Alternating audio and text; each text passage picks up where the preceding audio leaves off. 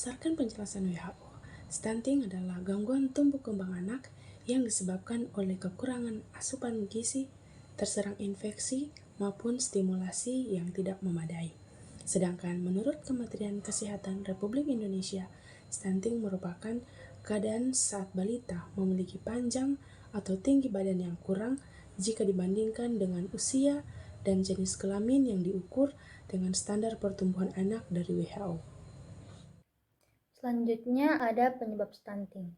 Nah, penyebab utama dari stunting itu malnutrisi pada ibu hamil serta kurangnya asupan nutrisi pada anak selama masa pertumbuhan. Namun banyak orang tua yang kurang menyadari bahwa tinggi pendeknya suatu anak itu dapat menjadi suatu pertanda bahwa anak tersebut memiliki masalah gizi yang kronis. Seperti yang kita ketahui, masalah gizi yang kronis atau gizi buruk itu merupakan penyebab dari stunting. Namun bukan berarti anak yang pendek itu bisa langsung dicap bahwa dia stunting. Nah, selain itu penyebab dari stunting juga ada kelahiran yang prematur, berat badan dari lahir memang rendah, serta seringkali mengalami infeksi secara terus-menerus atau berulang.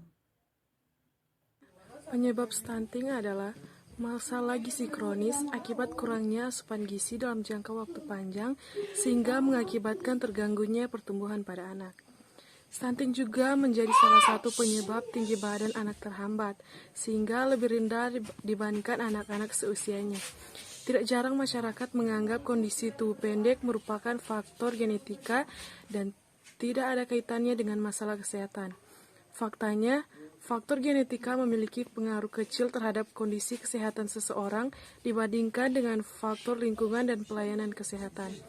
Biasanya, stunting mulai terjadi saat anak masih berada dalam kandungan dan terlihat saat mereka memasuki usia 2 tahun. Stunting telah menjadi masalah yang dihadapi oleh banyak negara termasuk Indonesia. Laporan UNICEF, WHO, World Bank Group Gen Malnutrition Estimate yang dikeluarkan pada April 2021 menunjukkan bahwa terdapat 149,2 juta balita atau 22% dari total balita di seluruh dunia mengalami stunting di tahun 2020. Dan di dalamnya terdapat 6,3 juta anak usia dini atau balita stunting Indonesia. Menurut UNICEF, stunting disebabkan oleh anak kekurangan gizi dalam 2 tahun usianya, ibu kekurangan nutrisi saat kehamilan, dan sanitasi yang buruk.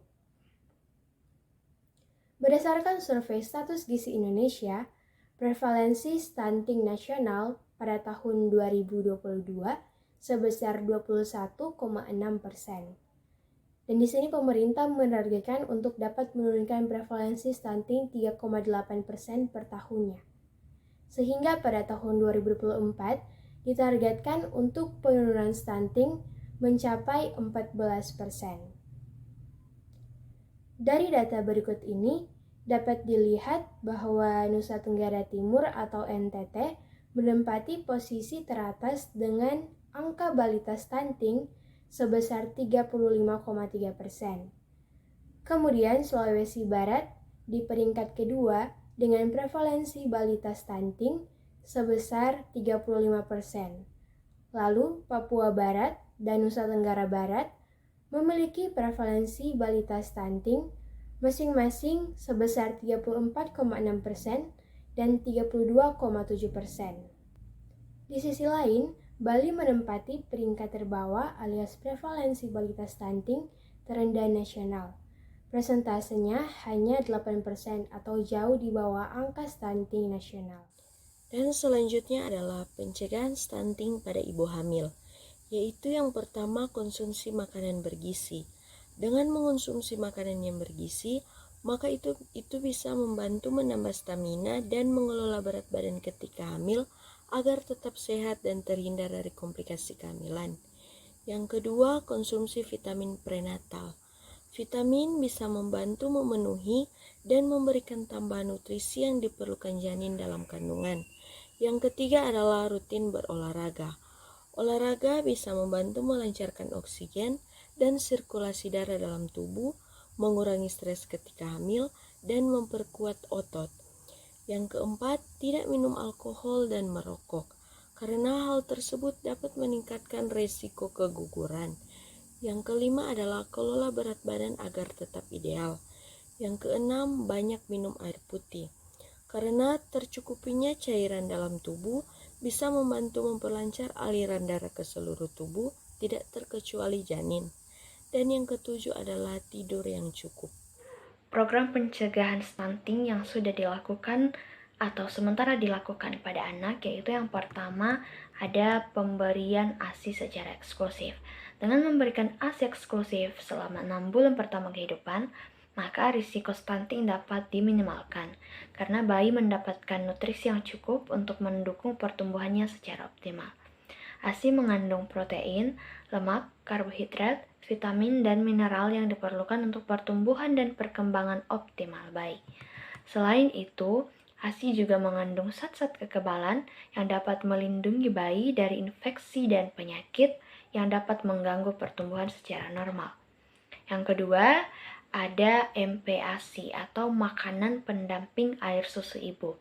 Ini merupakan makanan tambahan yang diberikan kepada bayi setelah 6 bulan.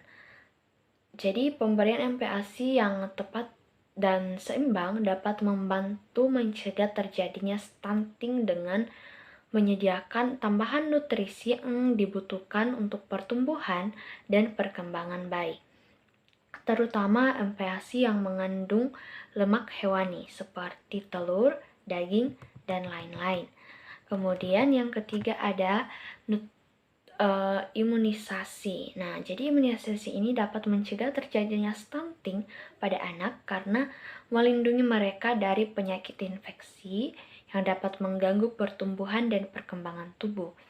Penyakit-penyakit seperti campak, rubella, dan infeksi lainnya dapat menyebabkan penurunan nafsu makan, penyerapan nutrisi yang buruk, dan gangguan pada sistem pencernaan. Nah, semuanya itu dapat menyebabkan stunting. Dengan mencegah infeksi melalui imunisasi, anak-anak memiliki peluang yang lebih baik untuk tumbuh dan berkembang secara optimal. Selanjutnya, pencegahan stunting pada remaja perempuan. Yang pertama, dengan pemberian tablet tambah darah. Nah, salah satu cara yang dipersiapkan sejak dini untuk mencegah stunting adalah dengan mempersiapkan calon orang tua di masa depan. Salah satu caranya dengan memberi tablet tambah darah ke remaja perempuan, sehingga bisa mengurangi terjadinya stunting, karena remaja perempuan itu tidak boleh kekurangan zat gizi dan zat besi. Kemudian yang kedua, ada pola hidup bersih dan sehat. Misalnya dengan melakukan olahraga 30 menit per hari dan tidak merokok, serta tidak minum minuman beralkohol, serta istirahat yang cukup. Kemudian yang ketiga, dengan kesehatan reproduksi dan seksualitas, dengan menjaga kebersihan organ reproduksi, terutama pada remaja putri, serta tidak melakukan pernikahan di usia yang muda. Kemudian yang keempat, makan makanan bergizi seimbang dan minum yang cukup. Dengan makan makanan yang bergizi seimbang, dapat menjadi sumber karbohidrat, protein, vitamin, lemak, serat, zat besi, kalsium, mineral, dan masih banyak zat gizi seimbang lainnya, serta harus minum air putih yang cukup 8 gelas per hari. Dengan cara sederhana juga, kita dapat mempraktekkan slogan dari BKKBN atau pemerintah di bidang kesehatan dengan mengikuti slogan isi piringku. Nah, dengan cara itu, kita dapat membantu dalam mengurangi stunting.